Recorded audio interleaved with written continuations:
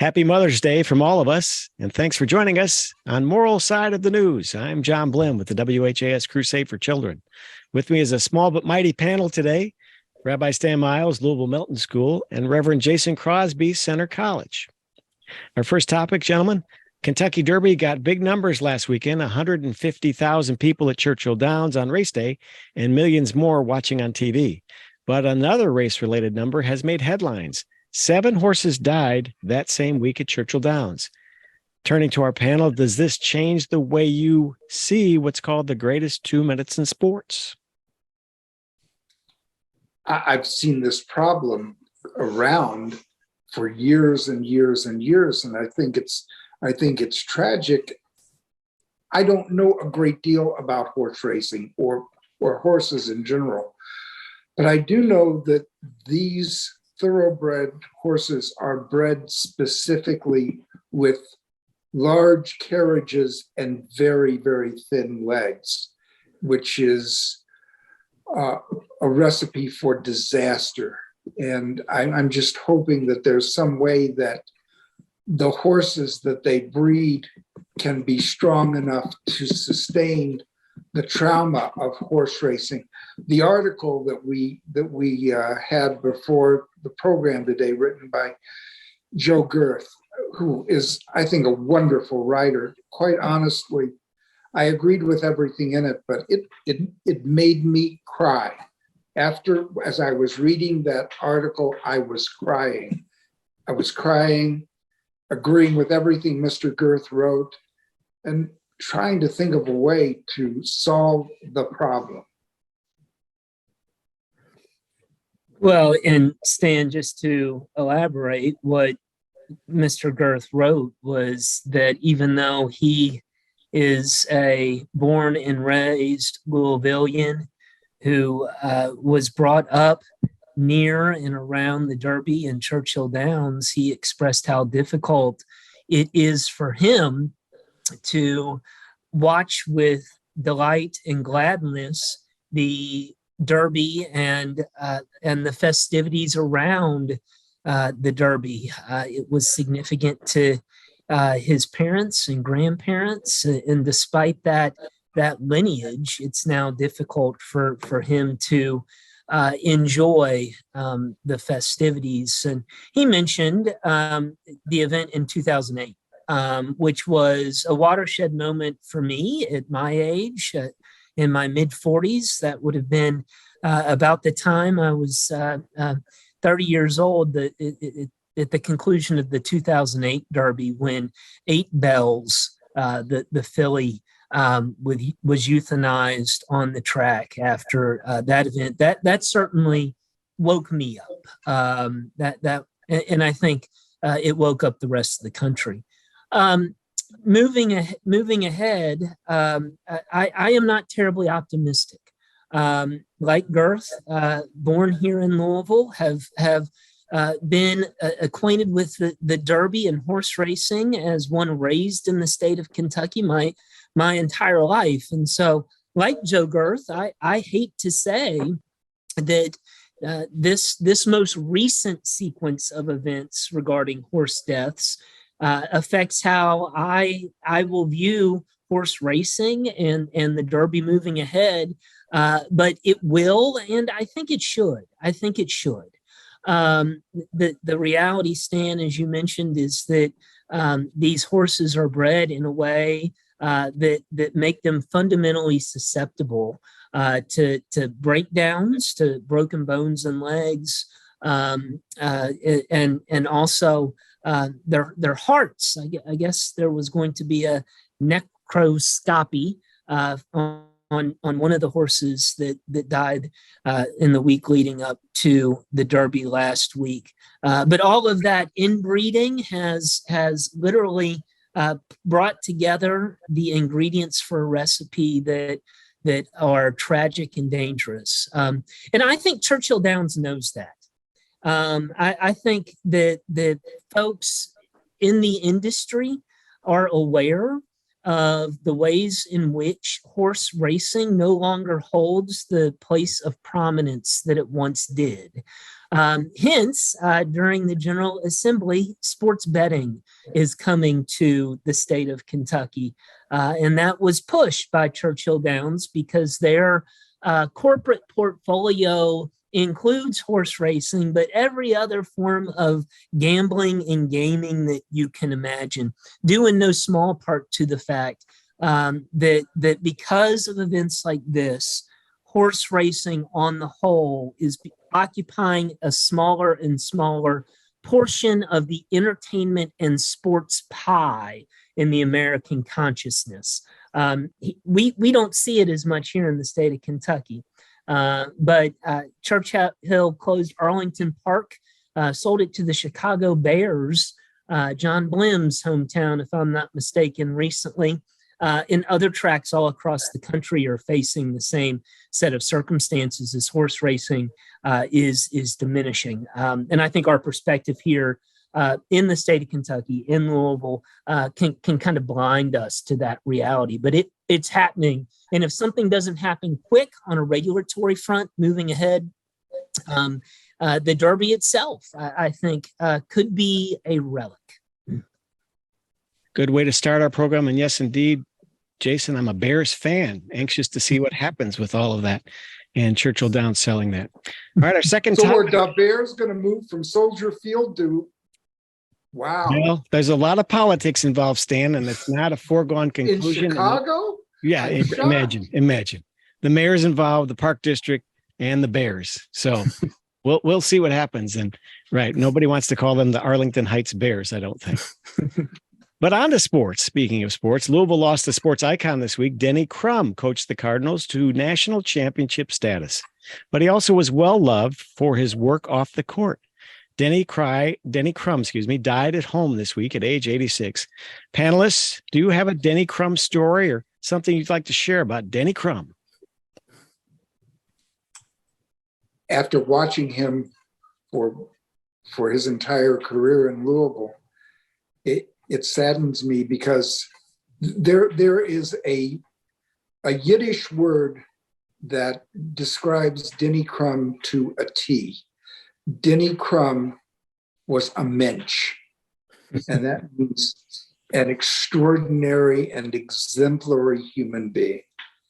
And he enhanced athletics, not just for basketball at the University of Louisville, but really for the whole system. And thinking this week, what saddened me, not about his passing, of course, which is sad, but about his career in general. When he retired, it was kind of ugly. And Denny Crum did not deserve to be treated the way he was treated upon his retirement.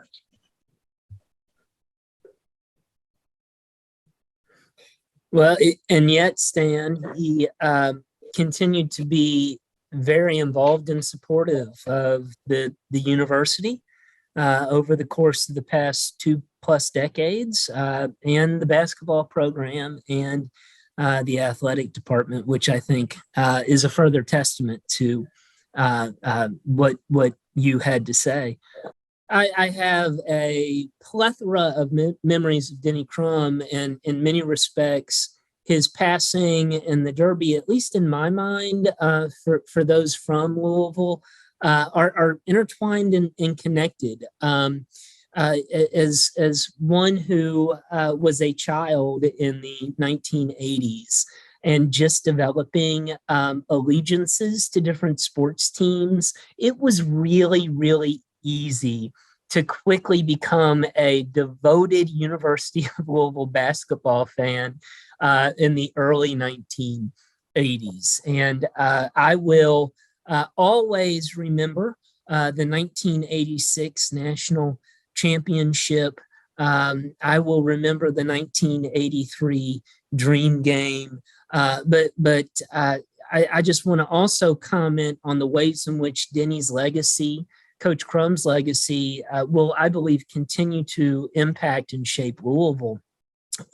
Like the Derby, in many respects, a sporting event, in this case, a sports figure, the imprint that he left goes far beyond the court. And I don't think we can underestimate the way in which Denny Crum's rise to prominence and his team's rise to prominence coincided with the growth of the university as well as the growth of our city. I understand that sports can largely be fun and games, but they're also big business and very significant and very fundamental and important sociological and perhaps even spiritual ways for a community. And what Coach Crum did on the court had ripple effects and reverberations that went far beyond, and not just in the lessons that he taught to those on his team, some of which I've heard folks as they've been paying tribute to their coach talk about the lessons they learned from him, but all across the community, all across the university, and even beyond. So his legacy and the imprint that he left will continue to shape and will not soon be forgotten in Louisville. Thank you, Jason. And we're joined by the magic of electronics by Father Bill Hammer, Yes. the moral side of the news from St. Margaret Mary and St. William Catholic Churches. Father Bill, tell us your thoughts, recollections about Coach Denny Crum, who died this week. Well, I actually brought with me to this taping a sweatshirt that I regularly wear, and very proudly so. And I do think, building on some of what Jason was saying, that for many people, and I include myself, he was a bit of a role model. And I think any public figure can be a role model positively or negatively. And that sometimes there are people in sports who say, I don't want people, think of me as some kind of role model. I got to live a better life than something. Just live your life, but live in a way that you want other people to emulate. And I think that's true for us as leaders of congregations.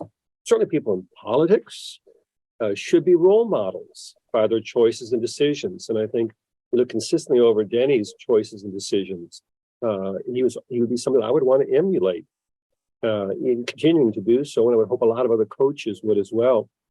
But I also had occasions in social settings, not at fundraisers actually, but I can think of two for sure, but I think 3 times where I bumped into him in public. And he was always gracious, didn't turn a shoulder, didn't try to redirect himself, but always received me or whoever was around that moment. And I know one time it was at a hospital setting, and he was there to see somebody and he bumped into me in the hallway. But for that moment, he was present to me. And so that kind of a person is somebody that needs to be, I think, held up, rightly so, as a role model for all of us, and something that invites all of us to look at ways that we can be that way for others. I completely agree. I'm going to piggyback on one idea. Crusade for Children, who we know well, and I'm involved with, as are all of you. We had an event, a decade or so ago, and it was a basketball charity event. Denny Crum was there an hour before he needed to be, just to be there. And he would sign anything and everything for anybody who wanted it, take all the pictures you want. And a friend of mine who works in the TV industry says, I've worked a long time in TV. There are a few people you can meet who are humble, right, always available, and always approachable. So my next question to the panel is, have we lost that? Is that gone from our lifestyle, our vernacular, our way to be as public figures, so to speak? I think it has. Initially, John, you asked for memories of Denny Crum, and Jason, you jogged my memory. I was present in person in Indianapolis for the first championship game in 1980, before Jason was born, presumably. But it was, when I think about what the Final Four looks like today, it's like I was been in a very large high school gym as compared to a very large domed football arena. And it was intimate, but nevertheless, it was incredibly exciting.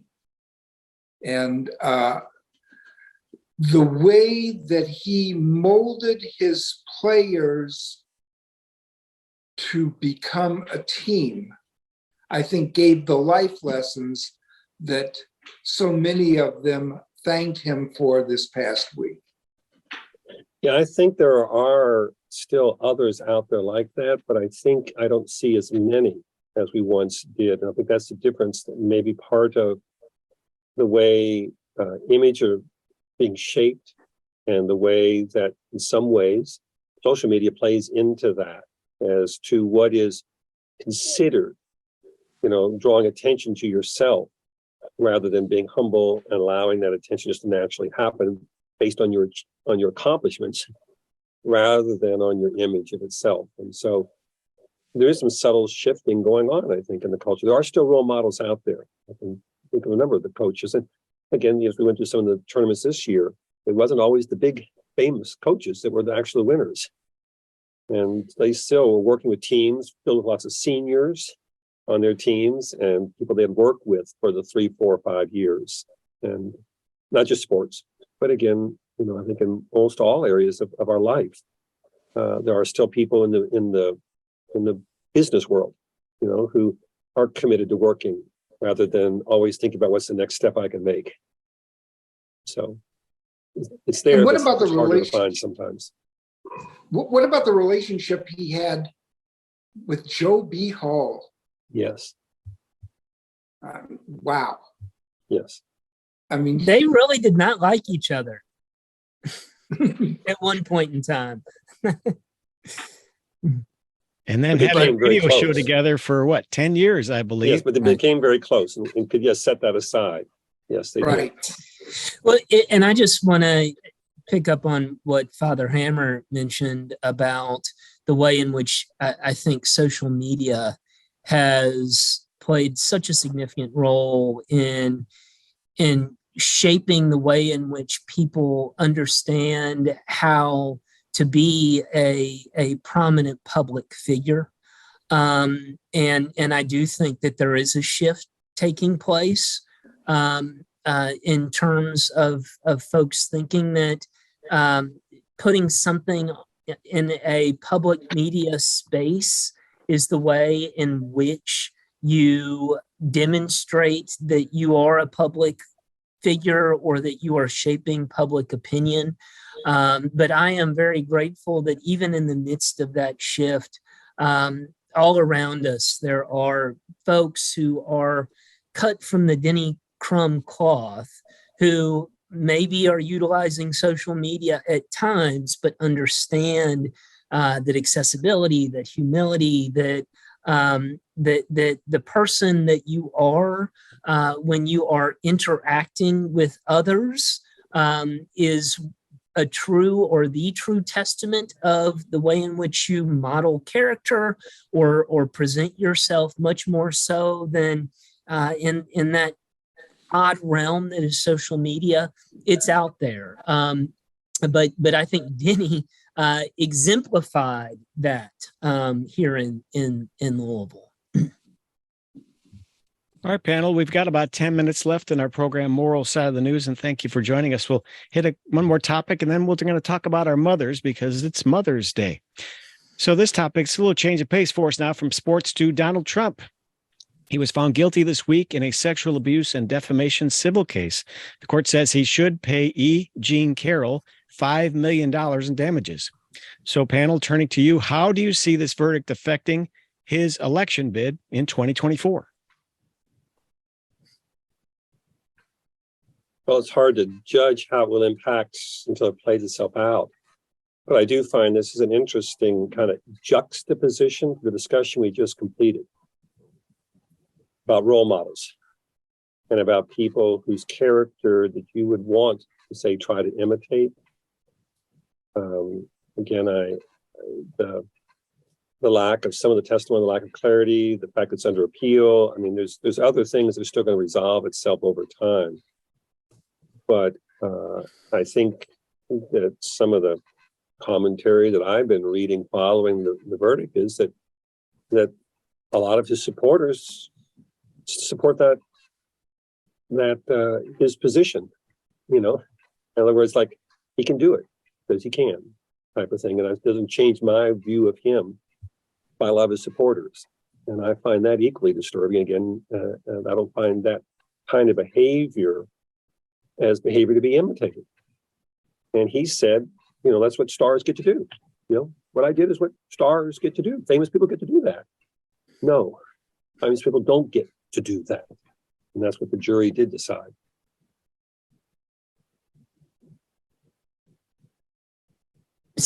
And it's disgusting and terrifying on so many levels. And John, to your initial question, will this affect him politically? I believe that at this juncture, it might. The charade has been going on for so long that I get the sense, if we look not necessarily at polling among what has been established as the Trump base, but if you go back and look at the recent midterm elections, for instance, in the way in which candidates that had the Trump seal of approval fared, and it was not well, and it fell short, I believe, of even those in the Trump world of their expectations. I do think that there has been a shift politically speaking that will have ramifications. The fact that he was originally elected in 2016, and now in 2023, we're still hearing and rehearing his commentary that originally surfaced on the Access Hollywood tapes, because it's very germane and relevant to this particular issue. Even those that maybe originally held their nose in the face of that evidence in 2016, it's created weariness, I sense, even among many that at one point in time may have voted for him. And I think we're slowly seeing evidence of that in other spheres. Very good, panel. We'll move on to a topic. It's all near and dear to our heart. It's Mother's Day weekend. So how about we share some stories about our own mothers? Who would like to begin? Bill, you would like to start? You brought this topic up and said, let's do this. Go ahead. Okay. Well, my mom is now deceased and has been for about 2.5 years. This coming August, 3 years. And so, but we still get around and tell the stories. And I still treasure some of the dishes that are still family dishes that are handed down. She was a marvelous cook of brisket, and slow cooked. It was usually about a 10-hour process, and it's something we always treasured in the recipes. And anytime I do it now, everyone wants to know, where'd you get that from? Where'd you get that from? Her mother died when she was a young teenager, and her dad, my grandpa, remarried a kind of a Southern belle, but from Montgomery, Alabama, and she had live pecan trees on their home. That's just what they grew, and so Mom learned how to make pecan pies. That's one of our treasures. But it's the stories, the thing that she was a teacher by trade and a coach, and so she just spent a lot of time doing that for us too. So still learning from the lessons that she taught me and how she coached me as well. Jason, go ahead. Yeah, I'm fortunate in that my mother's still alive. In fact, we were texting this morning, my mother and then I was texting with my siblings regarding a Mother's Day gift. So we are in the unique and blessed position to be able to take a moment, pause, and in real time offer a word of gratitude and thanks for the many gifts given to me and to my family and to my siblings and their families by my mother. We came of an age where my mother and father were both working. And one thing that I will not forget and continue to appreciate and respect was the ways in which she principally, but also my father, they did the juggle of child care along with pursuing careers. And it's not an easy thing to do, but yet they both made sure that it was known to the children that they were raising that aside from all that, we were the top priority. And so we'll pause for a moment and tell them, or tell my mother thank you for all her efforts then, and that still continue today. Grateful to have a grandmother now around to influence and help with raising my children. And Stan, I'll let you have the last couple of minutes on this edition of Moral Side of the News. Jason, that's a tremendous blessing that you have right now, and I know you appreciate it fervently. I'm thinking about my mom, who passed away back in 2009, and her growing up was difficult. Her parents were immigrants to America, and her dad died when she was only 15 years old, and she had to drop out of high school and go to work. And she worked for a department store in Atlanta, Davison's, which is basically Macy's department store. And she had one of the most incredible work ethics that I'd ever seen. I'm an only child who came rather late in her life. And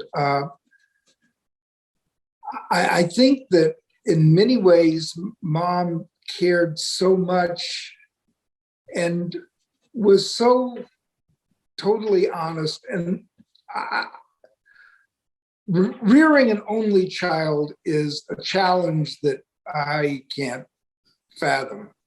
But one of the things that she would say to me, sadly, time and time again, was, don't break your arm patting yourself on the back.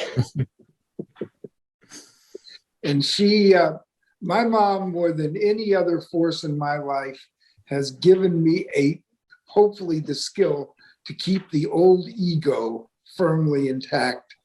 She was a great lady. I miss her still. I think about her every day. What a fantastic way to end our edition of Moral Side of the News. Happy Mother's Day. I have little booties that my mom made for my oldest when she was alive. My mom's been dead for more than a decade now, but we have many cherished memories as well.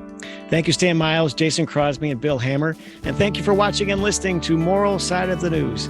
Happy Mother's Day. Happy Mother's Day. Yes. Happy Mother's Day.